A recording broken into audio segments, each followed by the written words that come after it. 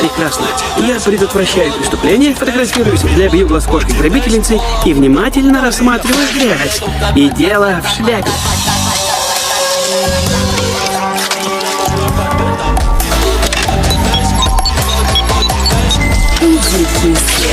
Я даже никогда бы не подумал, что придется защищать примитивного пришельца с прекрасной дамой. Неужели сам Человек-паук? Спокойно, кошка, я совсем не хочу драться. Меня зовут Черная кошка, а кошки не дерутся с пауками. Мы их просто прихлопываем.